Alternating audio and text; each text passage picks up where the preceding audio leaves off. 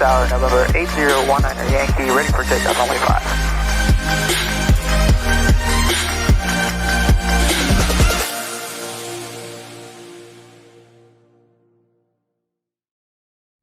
What is going on? Welcome back to my channel. Alex here. I hope everyone is doing well. I actually got back from Spain yesterday, actually last night, somewhere around 12 o'clock at night, something like that. But overall, it was a great experience. Obviously, I didn't end up like recording anything in Spain because, I mean, the purpose of that trip was not pleasure. It was just to see my family. My grandma, unfortunately, is getting old, and I just wanted to go and see her. To be honest, I was pretty stressed out before the trip because I didn't know what to expect when I got there. So if any of you are planning on going to Spain, I want to share my experience. So there's this website called Sherpa.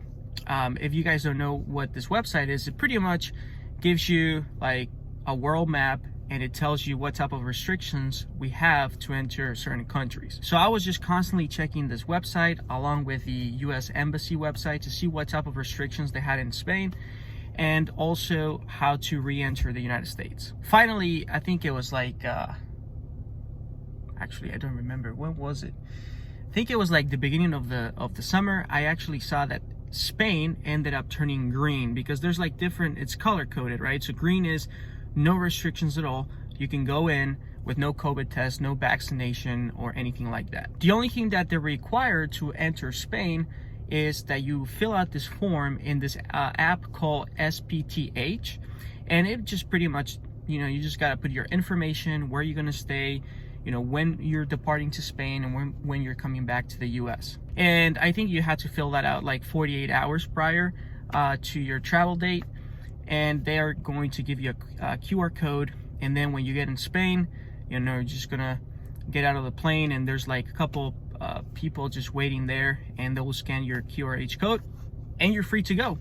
It was as simple as that. I mean, it wasn't, I thought it was going to be like worse. I don't know, because when I went to Hawaii, man, the military was there. I mean, they had these like sensors with, you know, like check temperature and all this, but it wasn't like that in Spain. I noticed like the airplane was kind of empty. The airport was like also kind of empty in Miami. So I mean, overall, it was a great experience, like in terms of, you know, I had plenty of space to like lay down in the airplane and stuff like that. So that was good. Now, I will say Spain is currently super strict when it comes to COVID. There's police everywhere, and they really enforce all the rules. So if you're going to go there, keep that in mind. I mean, also people like in the streets, it's not mandatory. You don't have to wear your mask, but everyone else wears the mask. And so it almost feels like you're in Florida. I mean, no one uses the mask outside, but over there, even though it's not mandatory, everyone does. So if you don't use your mask, you know, you're gonna have people staring at you and stuff. I mean, I don't care, right? I mean, it's not mandatory, so I didn't want to put it on. But yeah, I mean, they're super strict, so keep that in mind. In order to come back to the United States, they require that you have a COVID test, okay? So here's where, I mean, I had to go because, I mean, I didn't go for pleasure. I went for family reasons, but I don't honestly think it's a great idea to travel internationally right now if you're a US citizen. The reason why I say that is because if you get infected in the country that you're visiting, you're going to be stuck there until you recover. And so I don't know, I mean, however many days that is, 15, 20, that would be pretty bad with my current job, you know, flying the Learjet and stuff. I mean, if I had to call my company and say, hey, I'm infected, you know, I'm out for like maybe a month or something. So no exceptions at all. If you don't have your COVID test 3 days prior to your departure date back to the United States, you're not boarding, period. I actually booked a flight through the American Airlines website, but it actually was operated by AVIATION, and they have this app called Berry Fly, and pretty much it tells you all the things that you need in order to re-enter the United States or any other countries that American Airlines is currently operating. And I thought that was pretty cool. So, you know, you just click like create new trip, and you know, you take a picture of yourself, you put your information, and pretty much it tells you everything, you know, all the documents you need. Like, for example, to get into the United States, you need a COVID test, but then you also have to sign an affidavit saying that these test results are true and that you haven't falsified all this. And I think there's one more thing, I can't remember, but you know, you just fill out everything in the app and you're good to go. Pretty much it's just gonna give you like, your profile is gonna turn green saying that you're good to go. Pretty much I got my flight in Bilbao. When I was checking my bags, they checked to make sure that I had my COVID test.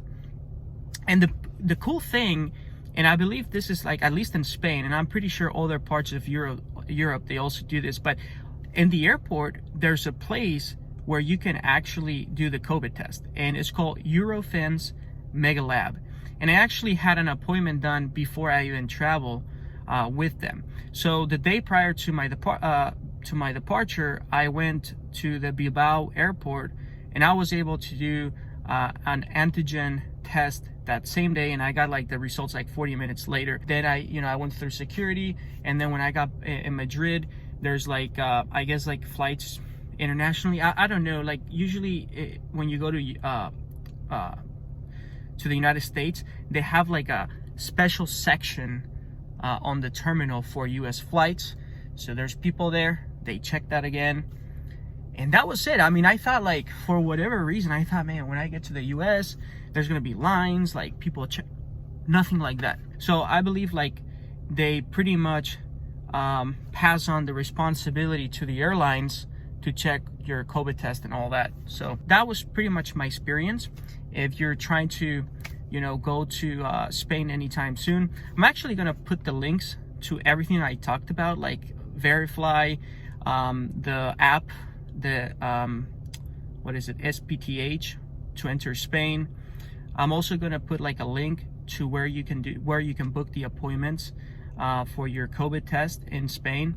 And there's like a bunch of like different airports, so it doesn't matter if you're going to Barcelona, Bilbao, Madrid, Seville, wherever you're going, you can actually book the appointment through that link.